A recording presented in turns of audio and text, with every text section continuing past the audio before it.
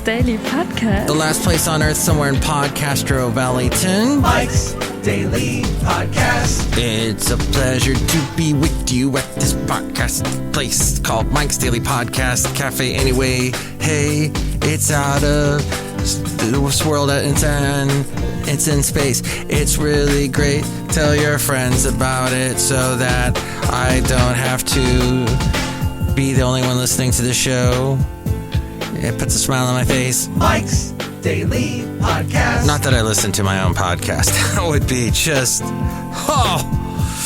Well, it's episode Mike's 2000... Daily 577. Podcast. 2577. Yeah! I am happy to be here today. I had a little bit of a scare. Not a health scare. Not a personal scare of any sort with anybody that I know of, but some work scare that suddenly happened. And it turned out it was because in the Bay Area, for some bizarre reason today, and the hillsides are so beautifully green right now. Here we are the day after St. Patrick's Day weekend, some people are calling it, and it is so green, it feels like Ireland. It's a beautiful day. And to get into the Irish mood and the fact that it is spring, I do wash myself with a particular soap that has two words that I just mentioned in previous sentences. And I smell pretty good because it's two deodorants that are in there. I don't know if that means anything to anybody, but at Cafe anyway, it's good when you smell good. Because you smell good, and we all feel much better when we smell better. What am I saying? The point is, this is Mike's Daily Podcast, where we have lots of points and lots of interesting things that we cover. And we also have something called the podcast picture. Here's today's podcast picture, which you can see, like every single podcast that I've done, all 2,577 of them. Each one has a podcast picture, and today's particular picture I took today, and there's a little surprise somewhere in the picture. You can see Rocky the cat, but it's beautiful green and blossoms and Podcastro Valley, and so nice. And the late great Basil the boxer, he used to enjoy walks in Podcastro Valley. In the green. You know what, though? After the rains, like we've had a lot of rains, we're going to have some more tonight. And I would walk the trails with Basil, and I would slip and go sliding down, and I'd hate that. But what I found was if I watched where he walked, I'd let him, lead, and somehow dogs knew implicitly which places to put their feet, their paws. And so I try and mimic that, and it helped out a lot. I'm dispensing all kinds of fantastic, helpful knowledge today. Someone I know in the radio world named Masa, he said to me, Mike, you are a wealth of knowledge and you are so helpful, because I told him if you have Comcast, like most of us do here in the Bay Area, you either have Comcast or AT&T. There might be some others, but those are the main two if you want to watch TV or get your internet. And if there is an internet provider in the Bay Area that would like to advertise on my podcast, feel free. There's a little space right here. You could have put it, but you didn't contact me today, so it didn't happen. I'm going to get arrested on Tuesday. What? Huh? No. What? I was channeling Seth Meyers, channeling Trump there, but anywho, the point is that with the Comcast, apparently, and this isn't a plug for Comcast because I'm going to give them a slug in a moment. First, though, the plug is they do have this thing called Flex. It's a Flex box, and it does allow you to access YouTube and a bunch of other apps. You can listen to this podcast through Flex, I should say. There's a thing called MyTuner, mytuner.com, I think it is. And there's Odyssey, TuneIn, iHeart Radio. They're all places where you can listen to Mike's Daily Podcast. But you can listen to the podcast through this Comcast device and also watch Peacock for free, which is the NBC streaming service, they make you watch commercials. YouTube makes you watch commercials unless you pay more for the streaming. The upper end YouTube TV. And my lovely lady friend, we watch Netflix and Amazon Prime through her account. In all of this world of, oh my gosh, ChatGPT, Microsoft is amazing. Oh, look how amazing Google is and Apple is with all of this stuff. It's important to remember that before all this AI stuff really went crazy this year, there was Alexa. And you can listen to this podcast on Alexa. Just say, Alexa, open Mike's Daily Podcast, and you can listen that way too. But that Amazon technology, wow.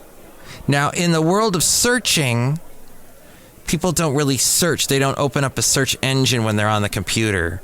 That's like when you click on Amazon, of course, you get the buying stuff, the website, the marketplace.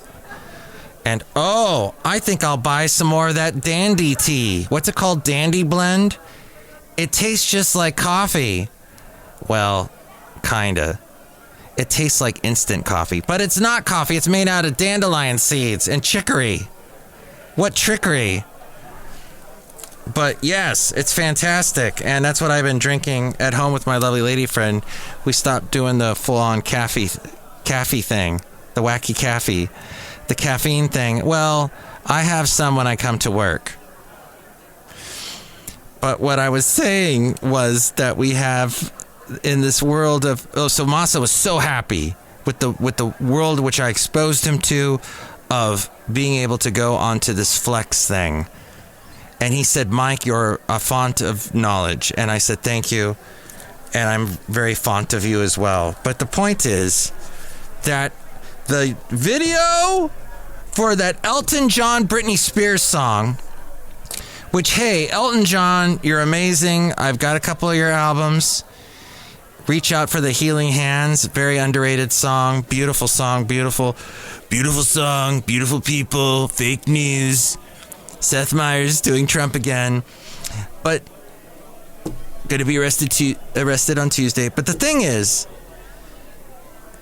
Elton John at one time put out new material. As we go outside a cafe anyway, where we bring you Mike's Daily Podcast. Somewhere in Podcastro Valleyton, the last place on earth, cafe anyway. And he used to put out new music.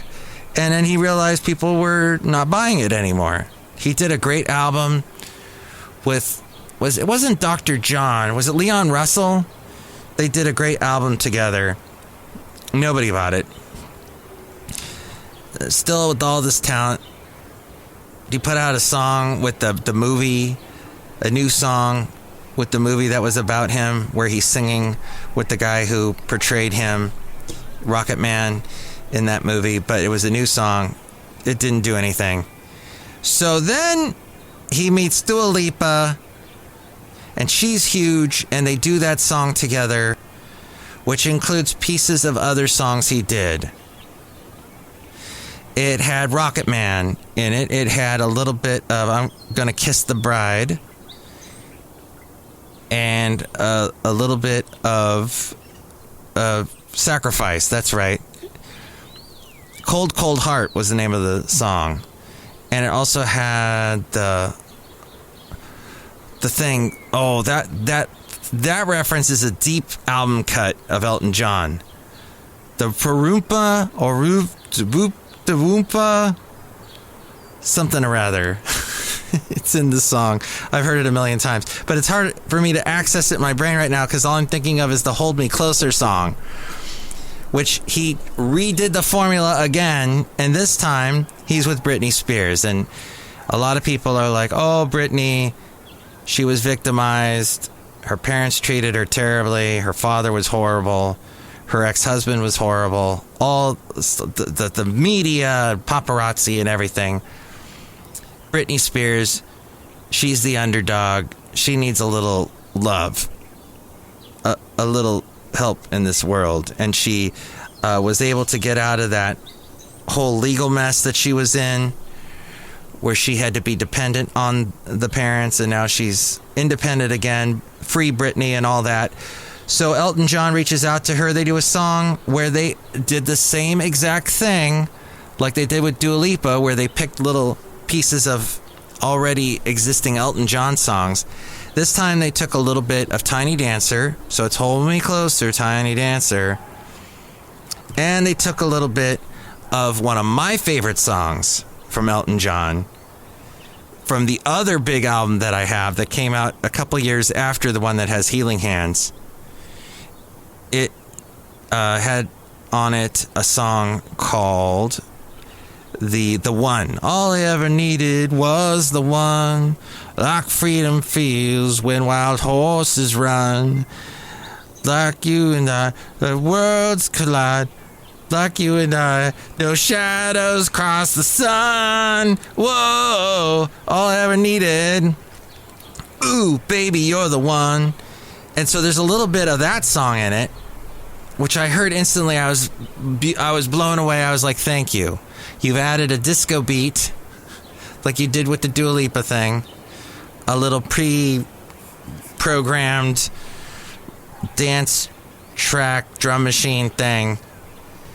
And that with the Dua Lipa was a huge hit.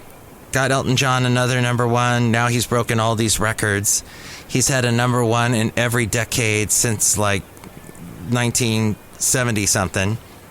It's since the 70s.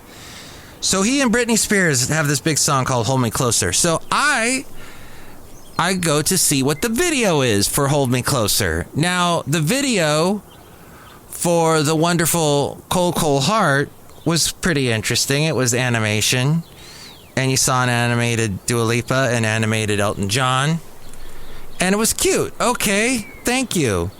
But the one for Hold Me Closer is a bunch of dancers doing this strange modern dance that kind of looks like fighting, like martial arts, and they're wearing flowing, interesting outfits in different exotic locales. But I'm like, that's it? You don't show me a little bit of Elton or a little bit of Britney? There's nothing in there. I was very let down. I cried. I felt so sad. But eventually I got over it. I am going to look up Terry Gross and Fresh Air, and I think it was her most recent show. I'm doing this on the fly, so please forgive me if this doesn't work out. Please, Brian Adams, forgive me. Yes. So she interviewed drag queen Bella Duvall. And in the beginning of the interview, and they don't let you scroll on this. Oh. Well. Oh, you do. Oh, it's all the way over here. Okay. There we go. Into effect April 1st.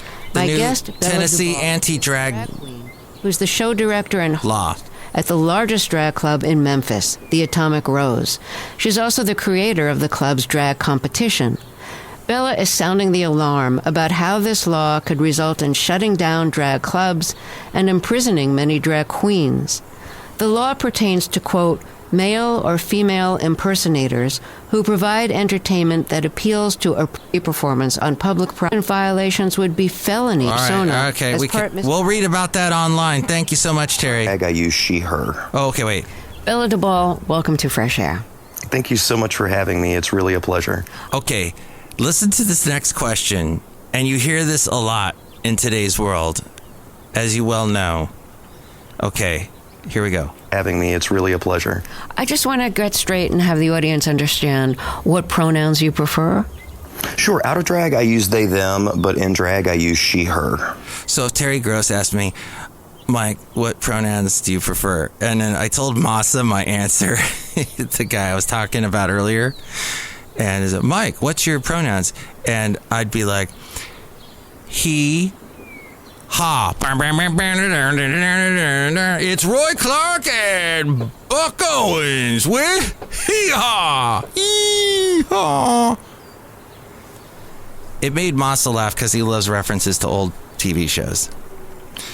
Maybe you didn't laugh. But here's the thing. There was a show called Hee-Haw, and it is very corny, and that was what they were going for. So if you want the absolute pinnacle of corniness, watch Hee-Haw, which now have become pronouns. So there you go. Read more about that crazy situation in Tennessee online somewhere. Because here's what I found online somewhere, that Gwyneth Paltrow, she has had enough of what people are saying about, all her crazy health stuff. She responds to the backlash over the viral wellness routine and her diet. She says, I eat full meals. The 50-year-old, yes, she's 50 now, took to her Instagram story to address how she felt about the criticism during a Q&A session after her episode on Dr. Will Cole's The Art of Being Well podcast, where she opened up about her intermittent fast routine. In the backlash to the podcast on TikTok, because, here's the thing, everybody. Backlash on TikTok is not going to be a sentence heard much longer. TikTok is going away. Oh, Mike, how can that be? It's downloaded on my phone. I can listen to it where I can watch it rather anywhere I go. It exists. Well, what's potentially going to happen, and this is something I looked up and read, is that they are going to stop doing updates to the app. It will be banned. And the updates will stop, and so you will have a grandfathered in app on your phone. It may still work, but you're also going to open yourself up to viruses, which you've probably already done by downloading TikTok. And at some point, possibly, the government would ban it on the internet and have internet providers ban the URL connection to TikTok. It has been done before. It can be done with TikTok. So this whole thing of people being influencers on TikTok and making all their money, that's going to go away. So young people, and I was talking with Masa about this today, about how many people, I've never heard of this, but all these YouTube influencers, like every other week or every other month, it just seems quite frequent, I am hearing about a YouTube influencer, some young person who has died. Some commit suicide, some get in an accident, some get murdered. There's all kinds of weird situations that come with being a YouTube influencer. And Masa said, well, it's not like when you were a celebrity and you were on television and you were a presenter or a host or what have you. You had a season. You had a certain amount of time that you worked on the show, and then you had hiatus. Well, that doesn't happen. There is no hiatus for a YouTube influencer. They go and they go, and they're the Duracell bunny. They keep on going. There are some travel vloggers whom I used to enjoy, and I would enjoy them because every day I would go to my YouTube to watch something. They'd have a new thing. Oh, look, they were in Vegas. Oh, look, they were in Florida. Oh, look, they were at Disneyland. Wow. They just keep traveling. But they were really, that was their whole thing. These people, they run on this fear of becoming irrelevant. And if they stop uploading videos, well, we'll stop watching them. They won't have the thousands and thousands and thousands of downloads and views, and they just disappear into obscurity. And I remember one guy that I watched all the time, he went into panic mode and he uploaded a video saying, hey, YouTube has demonetized my channel, and this is what I live on, and I'm freaking out right now. And eventually it worked out. But that is such a fickle business model.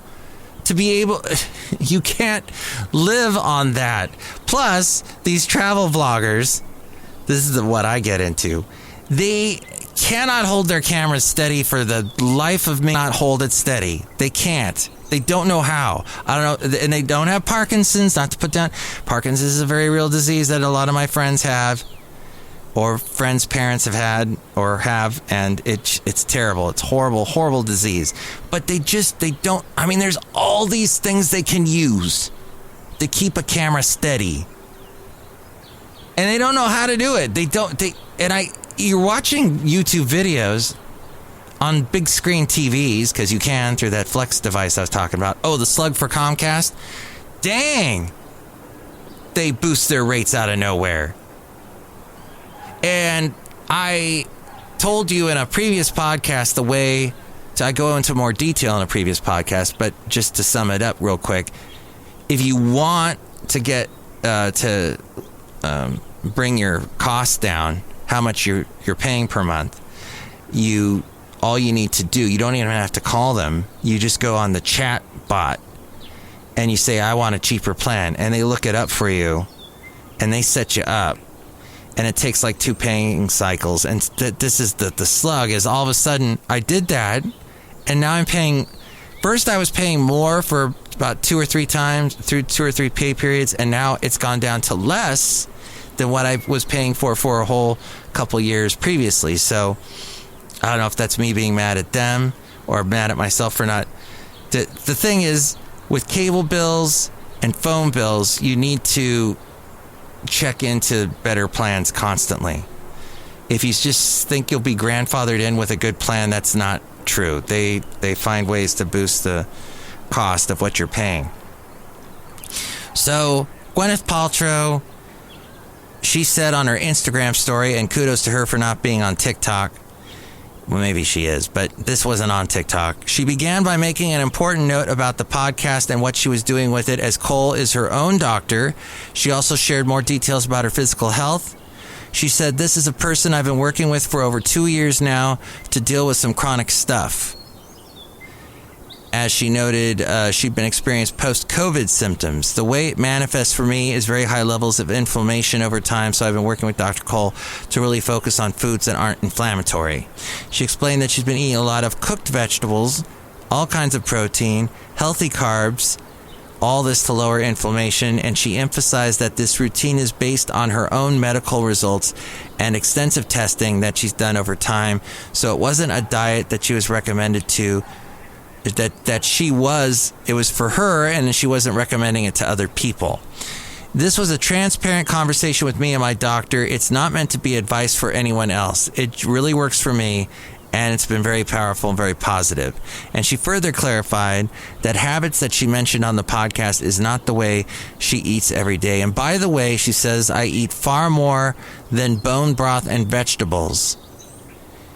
And this is something that she was talking about on the podcast. I eat full meals, and I also have a lot of days of eating whatever I want and eating, French fries and whatever. She founded the thing called The Goop. Do you remember that? The Goop. And she acknowledged the goal of her eating routine, saying, my baseline really has been to try to eat healthy and eat foods that will really calm the inflammation down. Yes, inflammation. The National Institute of Health says prolonged inflammation has been linked to symptoms of long COVID.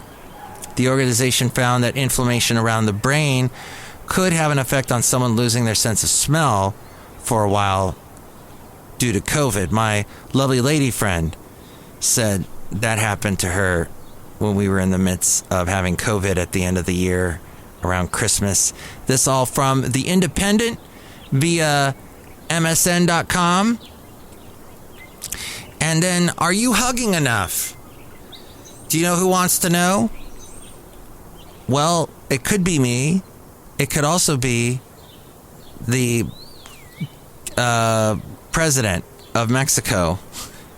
Yes, U.S. families were to blame for the fentanyl overdose crisis because they don't hug their kids enough, said Mexico's president yesterday. President Andrés Manuel López Obrador's remarks cap a week of provocative statements from him about the crisis caused by the fentanyl, a synthetic opioid that is trafficked by Mexican cartels that has been blamed for over 70,000 overdose deaths per year in the U.S. has just been a huge talking point on Capitol Hill. Lopez Obrador said family values have broken down in the United States because parents don't let their children live at home long enough. And he also denied that Mexico produces fentanyl. He also told a morning news briefing that the problem was caused by a lack of hugs and of embrace. Mexican army personnel at there is a lot of disintegration of families. There's a lot of individualism. There's a lack of love and brotherhood, of hugs and embraces. That is why the U.S. officials should be dedicating funds to address the causes. Now, he has repeatedly said that Mexico's close-knit family values are what saved it from the wave of the fentanyl overdose. That's hugs, not drugs. And I guess keeping your kids at home longer, which that's already happening, Presidente. And this picture here is Mexican army personnel at a seized fentanyl pill manufacturing center in Culiacan, Mexico. So there's a little bit of that information for you. You're welcome. Well, I'm going to get to a very fun segment after all this serious talk. But first, let's say hi to some people outside a cafe anyway right now. Hi, Mac. It's Benita the Rodeo Queen. How y'all doing? I got my horse Nelly. It's a Disgruntled Fiddle Player, tell you what. What? That's all fascinating stuff, but fentanyl is the worst stuff on the planet, and all those people down in Mexico are responsible, and I don't like it, so build a wall. Okay. You know, Gary Shandling pointed out something. There's a wall, you can build a wall, but then there's this invention called a ladder. I don't get it. Well, it's a thing. The ladder will get you over it. The ladder, not the former? No, the ladder. Not the former. Look who else is here. Oh, Mike, I make delicious root beer. Have some right there. Oh, boy, you ready for the rain? The rain. Oh, yes. Thanks for reminding me. Yet another wonderful atmospheric river. This will be 13. But the last one wasn't so bad, so I don't know. Then the one before that was worse. Well, hopefully this won't be as bad. Let me try this root beer. Oh my gosh, that is the best root beer you have ever made. And it's green, because it's St. Patrick's Day weekend. Yeah, I made it right now, and it's delicious and it's green. Don't ask me what's they're making the green color. I hope you like it. Oh, drink it right now. Cut you. Wow. That was very scary, what you just said, but thank you. Thank you, everybody, for being here, because now we're going to bring you a segment that I enjoy doing on this podcast, and that is the Mike Matthews New Tunes Feud. I'm going to tell you what I need from you, though. I need you to do something that you don't ever do, and you're going to do it right now. You're going to pick up the phone. I love it when people say, pick up the phone. Grandpa, it ain't like the 1920s when we used to pick up the phone. Hello? Operator, can you put me through the connection BR549, please? No. It is not like that. And yes, I just slammed a phone down on one of the trees. Why is there a phone on a tree? It's for backup. But yes, the fact is, we don't pick up the phone. We pull the phone out of our pocket or our purse. Some of us don't even pull it out anywhere because it's just attached to our hands. And we walk around with these big clunky things. No, seriously, there was a time when cell phones were small. And we thought they were just going to get smaller and smaller. No, they've gotten bigger. Thank you. Thank you, Mr. Jobs, for keeping the phone a nice big size. Well, we have to in order to read the screen. So grab your phone out of your pocket and call 510-228-4640. That's 510-228-4640, and tell me which song you like best. Now, I've been getting a bunch of emails from musicians, and I would like to play you some of the stuff they've been sending me. Is that okay? We good with that? We good? All right, good, because I'm doing it anyway. All right, the first is from someone named Zora. Yes, Zora. Industrial Goth Pop LP Murder in the Temple out. Zora, the industrial pop solo project of New York artist Zora Atash, today released her debut solo album, Murder in the Temple, and it is both a continuation and departure from her past. She is the fourth daughter from a family of Afghan refugees. She grew up surrounded by her father and family friends playing Afghan folk and pop in the living room till dawn, and she woke up to her older sisters dancing in their bedroom to Peter Gabriel, New Order, and the Mary Jane Girls. So with that background, let's play a song from her called Murder in the Temple. I guess this is the title track.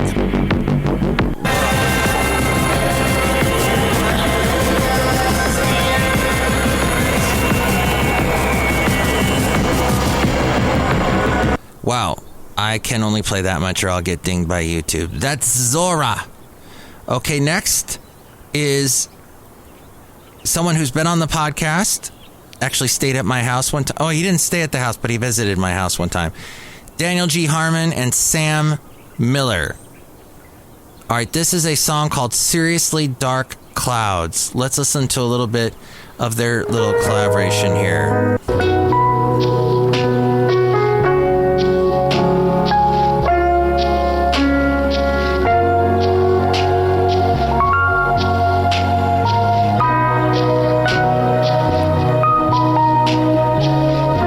Can I just say that was very soothing, and Daniel G. Harmon, just one of the nicest guys, one of the funniest guys. You can listen to an interview I did with him. Go to my website, MikesDailyPodcast.com, and in the upper left-hand corner, if you're on a desktop or a tablet, there's a little thing that says Home. If you put your cursor or if you touch it with your finger, a little pop-up will say Interviews, and you want to go interviews A through F, and you'll be able to hear the interview I did with him. It was fun time. Okay, very soothing. Thank you, Daniel. And now, another song here from Orion Belt. Is this just Orion Belt, sun-kissed Norwegian psych funk trio Orion's Belt is going to South by Southwest. They're going to be playing at the Aquarium Drunkard Showcase at the International Day Stage. North American Tour will have them in San Francisco, LA, Seattle, and other cities. This is a song they have called Silhouettes, and they are from Norway.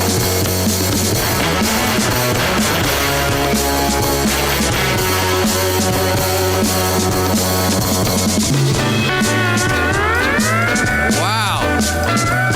A steel guitar comes out of nowhere. Amazing. Okay. That was song number 3. Song number 4 is a band by Watercolors. What? It says, this song is about love. Watercolors are impossible to control when you're painting. They never stay where you want them to. Sometimes when they're still wet, the picture looks amazing and it's so exciting, but when the water dries, what's left behind looks chalky and muddy. The good part is gone, evaporated. Other times you think you made a huge mess. When the paint dries, you're surprised to find that there's a beautiful bleed that you never could have planned, like a flower or running mascara between the colors. And they spell colors with a U. So, my song Watercolors, with a U, teeters between a feeling of longing and darkness, La Faute, And we may have featured LaFont. Did we feature LaFont in a recent? No. I'm not sure. So let's see if we can play a little something from LaFont. If they allow us to do that. Okay. Ah, they have a YouTube channel. Thankfully. Here we go, a little bit of this.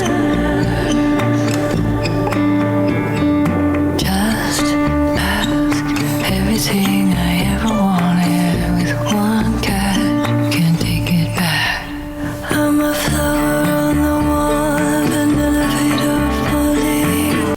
That's called Watercolors by LaFont, and I can only play a little bit, otherwise I get dinged. And finally, one last song. Hi, Mike. Talking to a friend one day, she described an action someone took as both belts and braces. I'd never heard the expression before, but her explanation was relatable. The act of taking extra, probably unnecessary steps to make sure something goes as planned or to prevent a problem. This inspired my bandmate, Ron Bates, and I to write the song that you are going to listen to today. Wow, that's very presumptive of you. Our intense bass and synth-heavy new single that seems to be the theme here today, Belts and Braces, is about coming to the realization that too much careful planning can actually be counterproductive. Okay, this is Smaller Hearts and their song Belts and Braces.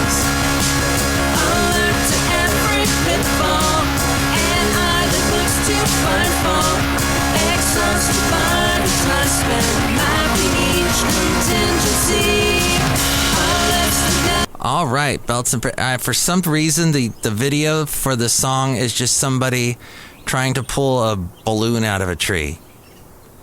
Wow. There you go. So those are the 5 songs. Choose which one you like and give me a call. Did you like the one from Zora? The one from Sam Miller and Daniel G. Harmon? Did you like song number 3, which was Orion's Belt? Did you like song number 4, which was La Faute? Or did you like song number 5 by Smaller Hearts? You can call me at 510. That's the 510 area code because I am in the East Bay area. 228-4640. 510-228-4640. And I will announce next podcast who is the winner. If I don't get any votes, though, nobody calls, I won't announce nothing. I won't announce anything because there will be no votes. And that's something that I've been experiencing ever since I started this stupid segment. So maybe this was a bad idea. I have to say, as much as she has completely saturated the music market, and everything we know and we hear is related to Taylor Swift in some way, I have to say that these lyrics are pretty cool. I have this thing where I get older, but just never wiser. Midnights become afternoons. When my depression works the graveyard shift, all the other people I've ghosted stand there in the room. I should not be left to my own devices. They come with prices and vices. I end up in crisis. Tale as old as time. I wake up screaming from dreaming. One day I'll watch as you're leaving, 'cause you got tired of my scheming for the last time. It's me. Hi, I'm the problem. It's me. At tea time, everybody agrees. I'll stare directly at the sun, but never in the mirror. It must be exhausting always rooting for the anti-hero. Well, she's using tea time in her songs. Must be because of the dating of the British men folk. Is she still married? Or is she married? No. She was dating the guy, the actor, wasn't she? I think. Not Orlando Bloom. That's Katy Perry. She married Orlando Bloom. What is it with Taylor Swift and Katy Perry? Didn't they had a rivalry, which was Bad Love, that was encapsulated in that song? But then they made up with You need to calm down. And they hugged each other dressed as hamburgers and hot dogs, I think. So Taylor also says, sometimes I feel like everybody is a sexy baby and I'm a monster on the hill. Too big to hang out, slowly lurching toward your favorite city, pierced through the heart, but never killed. That's such a bizarre lyric. Did you hear my covert narcissism? I disguise as altruism, like some kind of congressman. Tale as old as time. I wake up screaming from dreaming. One day I'll watch as you're leaving, and life will lose all its meaning for the last time. There's such dark lyrics in this song. If you've heard the song on the radio, you know it's got kind of a catchy beat. Definitely cool chorus, but the words, you go, wow, Taylor. This isn't just shake it off. This is something she ain't shaking off. It's something that a lot of us can't shake off. She says, I have this dream. My daughter-in-law kills me for the money. Ooh, this is getting very Midsummer Murders. This is very cool. This is up my alley. This is all the stuff I watch on Acorn TV, all the British murder shows. Murder mystery. So she had, and I remember there was an episode that had to do with this. I think of Midsummer Murders. I have this dream. My daughter-in-law kills me for the money. She thinks I left them in the will. The family gathers round and reads it, and then someone screams out, "She's laughing up at us from hell." Hi, I'm the problem, it's me. I'm the problem, it's me. Everybody agrees. And then there's the tea time part and all of that. Yes. Taylor Swift. Wow. I'm a sucker for lyrics. It's why I liked Billy Joel when I was growing up. So kudos to her for that. Does she need all that money? I don't know. Has she been sued way too much? Yes. And she's gone through all kinds of crazy legal issues. But it's interesting song. Joe Alwyn, that's right.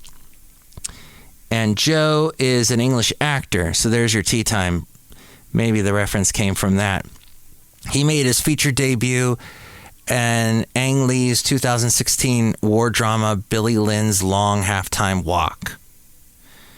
And he was in a supporting role in a couple movies like The Favorite, Boy Erased, and Mary Queen of Scots. Well, we've covered a lot today. Thank you for listening all the way through this podcast. Maybe you write some lyrics now that you're inspired or uninspired or an anti-spired or whatever you are. But definitely tell me which one of the songs that I played you liked best. And thank you for listening. Tell all your friends that you're listening to this particular podcast. The one last thing that I was talking to Masa about, that we both agreed. We don't always agree, but we definitely agreed on this. Podcasting, it's a thing. It's there. It exists. Joe Rogan makes millions and millions of dollars off of it.